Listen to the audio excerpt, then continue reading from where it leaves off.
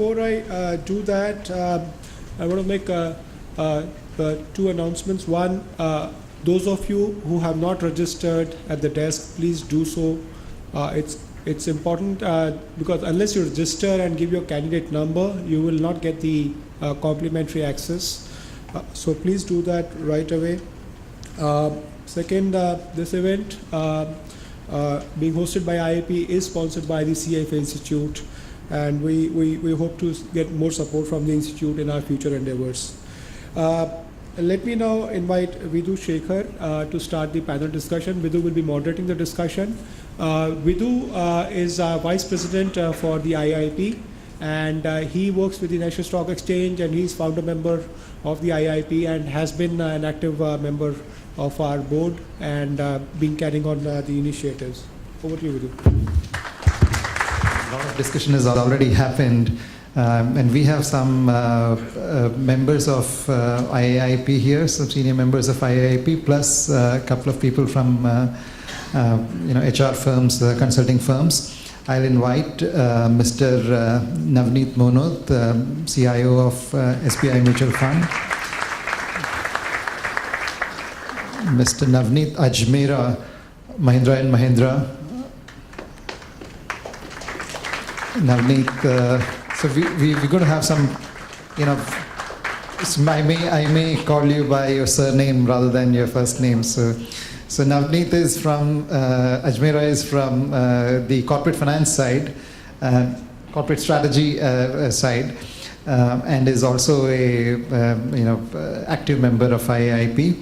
I would request Mr. Namit Arora from Standard Chartered Private Equity, Director, also Director of IAIP, Mr. Yashpal Madan of Mainstream Consulting, and Mr. Aditya Gadge from Flagship HR. So, Tanvi has already gone over the landscape. Once more, I want to just acknowledge the support from CFA Institute. CFA Institute has provided financial support for the event today. And it is a strategic priority both for the Institute as well as for the India society to make sure that we do whatever is in our powers to improve the career prospects of people who are passing level 3. There have been many show of hands here. I'll just do one last one. How many of you are not yet in the investment profession? You have passed level 3, but you're not in the investment profession. Okay. All right. So there is a fair number of people. This is the one difference between India and other countries is that in the mature economies, in the developed economies, people would generally pursue a CFA charter after they are already working either on the buy side or the sell side, and the charter is used as a way of improving their career prospects. The situation is different in India, China, and some of the other emerging markets. There are a lot of people here, some of you are in the room, who use this as a way of entering into the profession.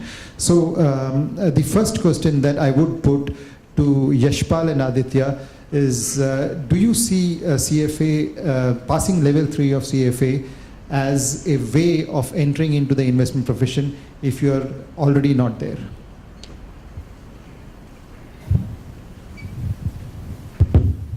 Yeah, definitely. It's let's say especially if you have already done CA and you're doing CFA along with, so there is a very high preference if you see only CA, right? If you have done only CFA, then in India definitely I see that's not the first option people look for. But if it is an added qualification, it's a big plus. That's what I have observed, especially in investment related jobs. Yeah, thanks.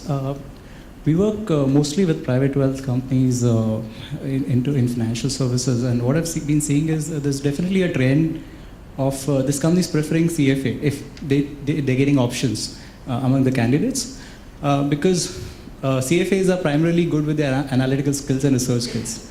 It becomes much more easier to put them into a advisory side or product side, and because they have a very strong knowledge background, and expect and groom them. So definitely I feel CFAs who cleared level 3 to get into investments, it has a great future. So you do see people who are working in, say, a bank and not on the investment side. They come into an interview situation and they do get hired into entry-level positions in investment management? Talking about investment management or rather sales side, buy side, whatever role. No, definitely. So we are seeing that trend that where the candidates are getting hired on the buy side or sell side in investment management, or even in the banking operations, because the research. They are very good with the research skills, and they've been working on following the sectors, or they've been they're much better, I would say, than just plain vanilla MBAs who do not know how to read statements or how to work on the product side. So I'll pass that question to you, Navneet, Munot. Sorry. Would you respond in the same way? You have someone who has some experience, say as an analyst. You're trying to hire an analyst, and you get somebody who's been working as an analyst but doesn't have a CFA level 3 or charter, and you have somebody else who is not in the industry but has passed level 3. How would you look at these two candidates? Of course, having CFA makes a lot of difference. The comprehensive knowledge that you get, apart from analyzing a certain sector, because by doing CFA, you understand fixed income, you understand derivatives, you understand different aspects. Let's say the macroeconomy also you look at. The whole quantitative understanding improves substantially. I've seen analysts who have been in the industry for 10 years and 15 years, and when you talk to somebody, and the same person having done the CFA, in my organization, a couple of years back when I joined this particular organization, we had 10 analysts and not a single one was a charter holder. And some of them used to say that, I've been in this business for 10 years or 15 years.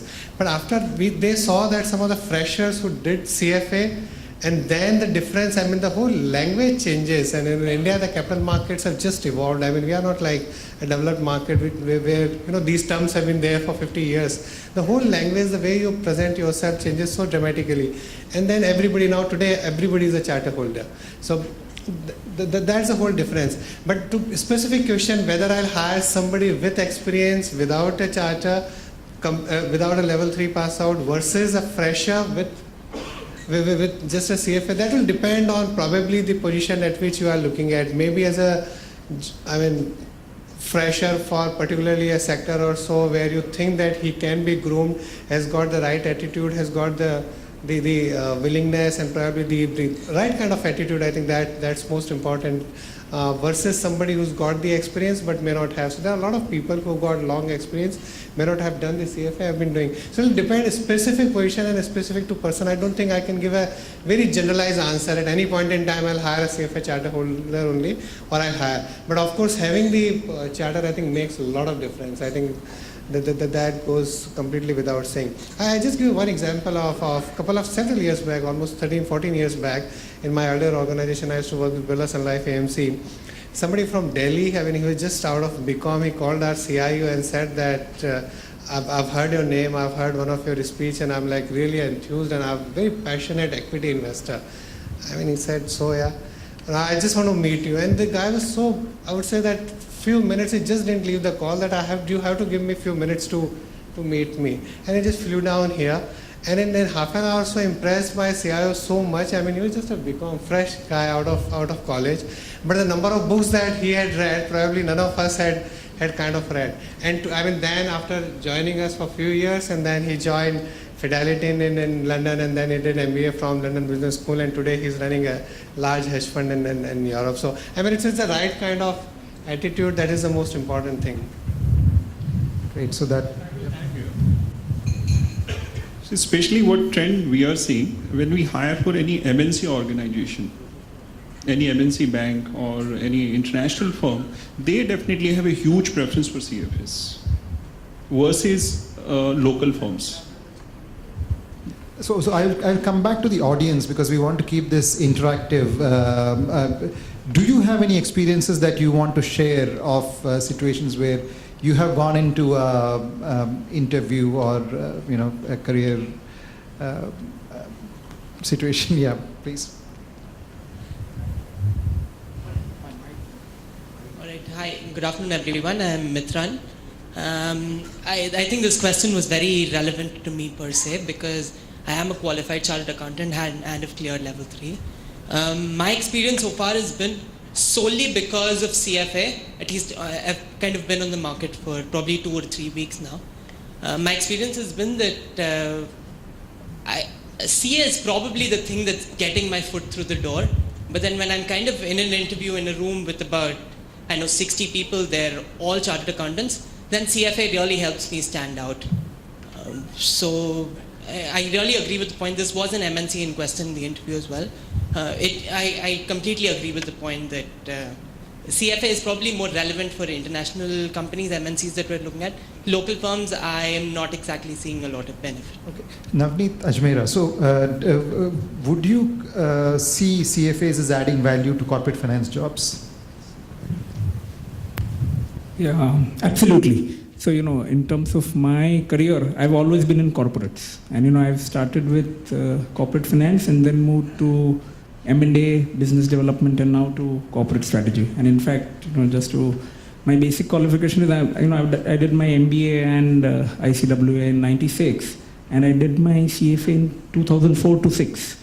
So I clearly, and I never had any ambitions of, getting into the financial services sector. But I think the CFA charter has really helped me tremendously. I think it gives you a different perspective.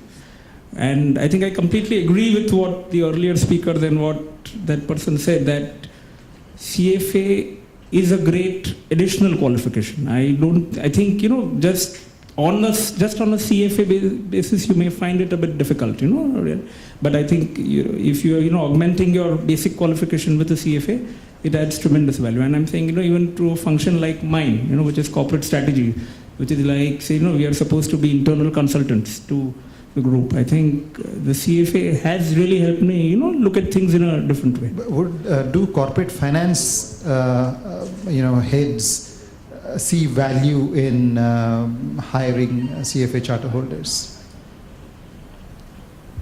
I sense so, but I'm really not sure whether there is still at the corporate finance level, so say for a treasury function, whether there is still that strong differentiation or strong, compelling compelling case for a CFA compared to a CA and a MBA, where I think the CFA will be more useful is in functions like M&A, mergers and acquisitions, or a lot of conglomerates like us have private equity, quasi-private equity arms. So that's where again a CFA would... So clearly, if you look at what you learn as part of the CFA curriculum, there is tremendous value, even if you are in a corporate finance function. Okay, and my sense is that a lot of employers don't understand this, right? Do you see a case for more employer outreach towards these areas? Absolutely. I think, the CFA is really, so to speak, understated, in terms of if one looks at the corporate world, in terms of the value. I think, really, I know the CFA Institute, I think with you and Sunil and all, I think over the last 2 years, you've done a lot. But I think with the corporate sector, at least, I think financial services, the credibility of a CFA is very well established. I think maybe for the corporates, we need to, I think, do much more in terms of the outreach. Namit, I haven't asked you anything so far. So I'll just, okay, you want to add something, yeah? I would like to share experience related to specifically corporate finance. In last 2 years, I think we would have hired close to 50 experienced corporate finance professionals from 1 year to 5 years. We are building a team for large MNC bank in India for international jobs. And what trend we saw as we started the search, definitely they wanted MBAs, CAs from tier 1 institutes. But as we started working on, we saw in the first cut, because all these hiring happens from global locations, so either they were covering European markets or US markets, we saw first cut, they started saying, okay, who is CFA 3? who is CFA 2. And that's how the trend started. And finally, we saw, I think almost 60% of the guys have been hired even from, let's say, if we propose someone, already he was working with another MNC bank from Goldman. We proposed to this bank. Finally, when we analyzed and we saw definitely there were more people who were coming from CFA background, even from the same organizations who got hired, working in the same bank. I am a strong believer, yes, definitely CFA adds a lot of value, but again, as an additional qualification. In India, if you are a BCom graduate or an MCom and you have done only CFA, I don't think it opens too many doors for you. It opens very limited doors for you. But as you graduate there and you learn, that builds a lot of additional analytical skills in you, and which these MNCs buy very easily. And even at resume level itself, the first screening, it becomes a very big opening door for you. That's a practical experience I'm sharing in last 2 years, where market has been done, but this bank has been setting up a whole team over here. So it helps in corporate finance also. Thanks. Namit, my question to you is, there is a very strong portion of ethics and, standards and so on. How important do you think that is for hiring decisions? And in what ways should a candidate leverage that? That is, if I am a candidate in an interview situation, in what way can I project myself as better than the next guy on the basis of the content that is related to ethics and standards and professionalism in the curriculum? Sure. I think ethics is very clearly extremely important. And I'll give you a live example. I'm on the private equity business, and we always look at companies across sectors. The first aspect that we're always looking for is management. We always say that we can look at 4 M's of the way we approach things: management, market, business model, which is the model, and the merchandise. So merchandise is the product offering, model is the business model, market is, the size of the addressable market and the share of addressable market that you can get. But the first M is management, which boils down to ethics. So irrespective of what function you're in, whether it's corporate finance, equity research, private equity, investment banking, any aspect, we are effectively judging managements. We are judging them on integrity, ethics, willingness to pay, more than the ability to pay. The first thing is also in your personal dealings, right? What are the related party transactions? As a promoter, as a CEO, give you a live example, company called On Mobile. Very much in the public domain, what's happened out there. You look at Reebok, right? So you look at a company called Lilliput, kids wear retail, right? So there have been instances of where private equity has come in, like Lilliput, institutional investors like FIs and On Mobile, cases like Reebok. So I think ethics are very, very topical. There's nobody better positioned than a CFA charter holder to be able to assess that. So I think that's clearly a differentiator. What I would sort of feel is that for all the people in the room, I think CFA is absolutely the gold standard. I completely agree with all my fellow panelists who've said clearly that we are understated and we need to do a lot more in terms of marketing it.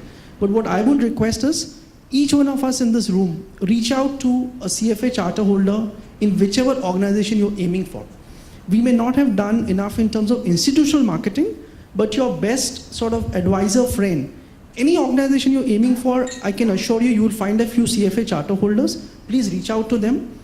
They understand, nobody understands the value of a CFA charter more than somebody like all of us in this room who've spent 3 years, done sacrifices on professional time, personal time, and gone through it. It's a completely different league of sort of discipline that we subject ourselves to purely voluntarily. Please reach out to any CFA charter holder in any organization that you're aiming for. You will find a true friend and a true advocate. He or she can then sort of recommend you, at least in terms of introduction to the relevant person running the business group or running human resources. All we need as CFA charter holders is somebody to open the door for us. Once the door is opened, I'm quite confident that we'll be able to convert it. Thanks, Namit. Navneet, you want to add something on ethics? What happens that whether it's our business, the investment industry, or everywhere, the way regulation is, the line between ethical and unethical, the line between what is legal and illegal is very, very thin. And the difference that a CFA charter holder brings in is that awareness, is that knowledge. It's not that people are dishonest. I mean, even somebody who's not done CFA, who's not read the whole code of conduct and the standard of practice, he may not be aware that he's doing something wrong. What exactly is inside information, or let's say an insider trading or a fair trading, how to allocate trades among different dealers. Several times, I mean, on the sell side, I'm from the buy side, but let's say the way you allocate your trades to different kinds of clients, not that he has something wrong in his mind, but he's just not aware. Doing CFA, I think the biggest value that gets added, apart from the whole body of knowledge, is understanding of ethics, the importance of ethics, and that makes a lot of difference. Thanks, Navneet. I'll go to the very last question that I have for Yashpal and Aditya, and then we will open it up for interaction. It's all well, we've all taken the exams, we studied hard, we have passed the exams and so on, and we've been hearing that that is not enough, okay? Now there is other stuff that we need to do. What is this other stuff? What is the most important thing that people who are just past level 3 should focus on, and how should they go about it? When you see people, what is the advice that you give to them, and what do you want to tell the audience here?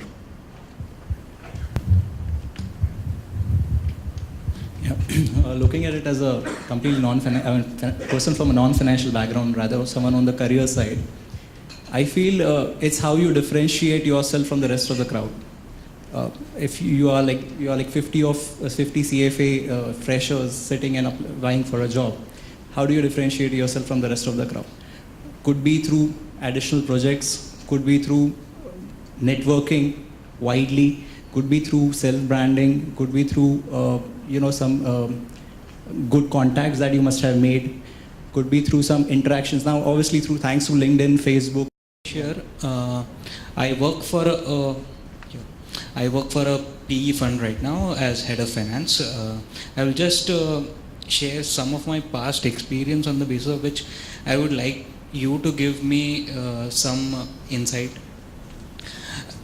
Few years back when I started my career, when I used to apply for a job, I was a qualified CA at that time and pursuing CFA, cleared 2 levels of CFA.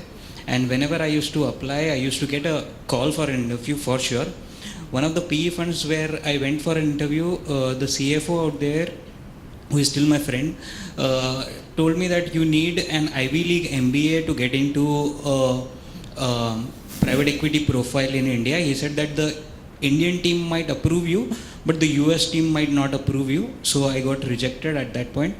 Then one of the fund of funds where I gave an interview, they said that, okay, you have a CA, you have 2 levels of CFA. Do you know financial modeling? I said, I don't have a practical experience of financial modeling. They right away rejected me. Some other places, they said that you don't have a practical experience, on-field experience of private equity. We can't entertain you. If you read today's ET, there is an article on private equity profiles which says that there is going to be a high level of hiring at the middle level career, but they need only experienced professionals, as well as at the top level they need experienced PE professionals. At the middle level they want operational guys who have hands-on operational experience. Now my question is, somehow I got into the industry with whatever passion, whatever ambition was there in this bad market. The point is, how can one sustain with where employers come up with a unique excuse to reject you every single time? So